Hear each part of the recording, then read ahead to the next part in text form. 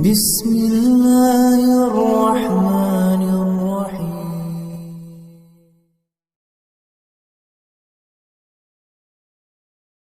حضرت سیدنا عبداللہ ابن مبارک رحمۃ اللہ تعالی علیہ اللہ کے ایک ولی ہو گزرے ہیں، امام اعظم ابو حنیفہ رحمۃ اللہ تعالی علیہ کے شاگرد ہیں اور علم حدیث میں حجت ہیں۔ ان کا ایک مقام ہے علم حدیث میں، علم فقہ میں ان کا بڑا مقام ہے۔ یہ حضرت عبداللہ ابن مبارک رحمۃ اللہ تعالی علیہ اپنی ابتدائی زندگی میں بہت مالدار تھے، بہت دولت مند تھے۔ ان کی اپنی ذاتی جائیدادیں تھیں، زمینیں تھیں اور بڑے بڑے باغات تھے، ان کے سیب کے باغات تھے، اور ان کا دین اسلام کی تعلیمات سے، علم دین سے کوئی تعلق نہیں تھا۔ ایک مرتبہ حضرت عبداللہ ابن مبارک رحمۃ اللہ تعالی علیہ نے اپنے سیب کے باغ میں جب سیب پکنے کا موسم آیا تو انہوں نے ارادہ کیا، اپنے احباب کو کہا، دوستوں کو کہا کہ ہم یہاں قیام کریں گے اور سیب کھائیں گے اور شراب پئیں گے۔ تو شراب کے نشے میں تھے، ستار بجا رہے تھے رات کو، تو اسی دوران آپ کو نیند آ گئی، آنکھ لگ گئی۔ حضرت عبداللہ ابن مبارک رحمۃ اللہ تعالیٰ علیہ آنکھ لگ گئی، سو گئے، ستار بجاتے ہوئے سو گئے۔ اچانک آنکھ کھلتی ہے، ستار ہاتھ میں ہے، پھر ستار بجانے کی کوشش کرتے ہیں، ناکام ہو جاتے ہیں، محسوس کرتے ہیں کہ کچھ خرابی ہے، اسے ٹھیک کرنے کی کوشش کرتے ہیں، ٹھیک کرتے ہیں، پھر بجانے کی کوشش کرتے ہیں، پھر ناکام ہو جاتے ہیں، پھر بجانے کی کوشش کرتے ہیں، پھر ناکام ہو جاتے ہیں۔ تیسری مرتبہ ستار بجاتے ہیں تو ستار سے ستار کی آواز نہیں آتی، اللہ کے قرآن کی آواز آتی ہے، قرآن کریم کی ایک آیت کی آواز آتی ہے، الم یأن للذین آمنوا ان تخشع قلوبهم لذکر اللہ۔ کیا اب بھی ایمان والوں کے لیے وہ وقت نہیں آیا کہ ان کے قلوب اللہ کے لیے نرم ہو جائیں؟ قرآن کریم کی اس آیت کی آواز اس ستار سے آتی ہے، فوراً جواباً کہتے ہیں، ہاں آج ہے اللہ، وہ وقت آ گیا ہے، آج عبداللہ ابن مبارک گناہوں سے توبہ کرتا ہے، وہ وقت آ گیا ہے، وہ وقت آ گیا ہے، توبہ کرتے ہیں، ماضی کے تمام گناہوں سے تائب ہو جاتے ہیں، توبہ کرتے ہیں، پھر علم دین حاصل کرتے ہیں۔ دیکھیے، ایک شرابی شخص، ایک گنہگار شخص، مالدار شخص، دولت مند شخص، وہ ارادہ کرتا ہے کہ میں عالم بنوں گا۔ ہمارے نوجوان بھی دور حاضر میں 20-22 سال ان کی عمر ہے، کہتے ہیں زندگی برباد کر دی، 25 سال عمر ہے، زندگی گناہوں میں برباد کر دی، ہمارے لیے دعا کیجیے، ابھی گیا کیا ہے، ابھی تمہاری عمر ہی کیا ہے، اب بھی تم عالم دین بن سکتے ہو۔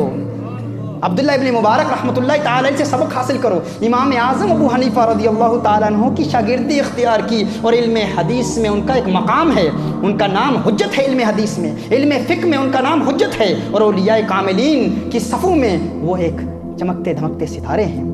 علم تصوف میں ان کا قول حجت ہے۔ عبداللہ ابن مبارک رحمۃ اللہ تعالی علیہ پھر دین اسلام کا علم حاصل کرتے ہیں اور بہت عظیم عالم دین بھی بنتے ہیں۔ یہی عبداللہ ابن مبارک رحمۃ اللہ تعالی علیہ اپنی زندگی کے واقعات بیان کرتے ہیں۔ یہ فرماتے ہیں کہ میں اپنی ابتدائی زندگی میں خوشی تلاش کرتا تھا کہ کہیں سے خوشی مل جائے۔ کہتے ہیں خوشیوں کے حصول کے لیے میں نے بڑی کوشش کی، بڑی جد و جہد کی، بڑی محنت کی کہ خوشی مل جائے۔ کہتے ہیں لیکن میں خوشیوں کو غلط چیزوں میں تلاش کر رہا تھا۔ کہتے ہیں میں خوشیوں کو تلاشتا تھا، کہاں تلاشتا تھا خوشیوں کو؟ کہتے ہیں کہ میں اپنے گھر کو دیکھتا، گھر کی زیب و آرائش کو دیکھتا، گھر کی وسعت کو دیکھتا، میرا گھر کتنا کشادہ ہے، کتنا پیارا ہے، کتنا وسیع ہے۔ کہتے ہیں اپنے گھر کو دیکھتا، لیکن جب کسی رشتہ دار یا کسی دوست کے گھر کو دیکھتا، چونکہ دوستی مالداروں کے ساتھ تھی، دوستی دولت مندوں کے ساتھ تھی، کہتے ہیں میرے سارے دوست دولت مند تھے، سارے دوست مالدار تھے۔ کہتے ہیں جب میں اپنے گھر کو دیکھتا لیکن کسی دوسرے دوست کے گھر کو دیکھتا، اس کا گھر جب میرے گھر سے زیادہ بہتر ہوتا، اس کے گھر میں زیادہ سہولتیں موجود ہوتی، اپنے گھر کو دیکھتا عارضی خوشی ملتی، دوست کے گھر کو دیکھتا اس کا گھر میرے گھر سے زیادہ مہنگا ہے، زیادہ قیمتی ہے، زیادہ سہولتیں موجود ہیں، کہتے میں پریشان ہو جاتا، پھر اپنے گھر کو بہتر بنانے کی کوشش کرتا، پھر کوئی نہ کوئی ایسا دوست مل جاتا جس کا گھر میرے گھر سے بہتر ہے، پھر پریشان ہو جاتا۔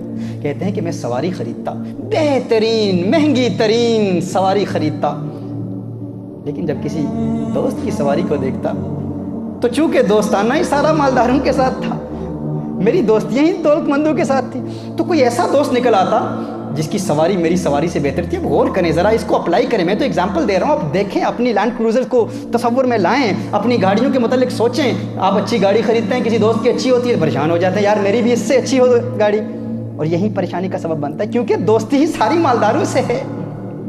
فرماتے ہیں میں بہترین لباس خریدتا، عمدہ لباس، قیمتی لباس خریدتا، خوش ہو جاتا اپنا لباس دیکھ کر، لیکن کسی دوست کو دیکھتا جب اس کا لباس میرے لباس سے بہتر تھا، پریشان ہو جاتا۔ کہتے ہیں میں نے کہا اس سے چھٹکارا حاصل کرنے کا طریقہ یہی ہے، یارو ان مالداروں سے دوستی چھوڑ دو۔ کہا میں نے اس کے بعد غریبوں سے دوستی کر لی، کہا جب سے غریبوں سے دوستی کی ہے، غریبوں کے گھر میں جاتا ہوں، ان کے ساتھ میرا اٹھنا بیٹھنا ہے، ان کے ساتھ میری دوستانہ ہے، ان کے ساتھ میری دوستی ہے۔ جب بھی کسی غریب کو دیکھتا ہوں، جب دیکھتا ہوں کہ وہ زندگی کی بنیادی ضرورتوں سے بھی محروم ہے لیکن اس کا دل مطمئن ہے، اور پھر عبادت میں بھی مجھ سے بہتر ہے، تقوی میں بھی مجھ سے بہتر ہے، پرہیزگاری میں بھی مجھ سے بہتر ہے، تو میرا دل خوش ہو جاتا ہے۔ جب پھر اپنے گھر آتا ہوں اور اپنے گھر کی خوبصورتی کو دیکھتا ہوں، اپنے گھر کی زیب و آرائش کو دیکھتا ہوں، اپنے گھر کی وسعت کو دیکھتا ہوں، تو دل میں تسلی ہو جاتی ہے، مولا میں نااہل، میں نکما، میں ناکارہ انسان، کسی قابل بھی نہیں نیکیوں کے حوالے سے، تقوی کے حوالے سے، پرہیزگاری کے حوالے سے، لیکن تو کتنا کریم ہے کہ میری نااہل ہونے کی باوجود تو نے مجھے اتنی نعمتوں سے نوازا ہے۔ کہا جب سے غریبوں سے دوستانہ ہوا ہے، جب سے غریبوں سے یاری ہوئی ہے، میں خوش رہنا شروع کر دیا ہے، میں اس وقت سے خوش ہوں۔ تو یہ ارادہ کر لیں کہ ہمیشہ اپنے سے کم مالدار لوگوں کو دیکھیں، اور اس کا طریقہ کار کیا ہے؟ ہفتے میں ایک مرتبہ یا کم از کم مہینے میں ایک مرتبہ یہ ارادہ کر لیں کہ ہم ایسے بیماروں سے ملاقات کریں گے، غریبوں کے ساتھ دوستی کریں گے، تو انشاءاللہ تعالیٰ آپ کی خوشی کوئی آپ سے چھین نہیں سکتا۔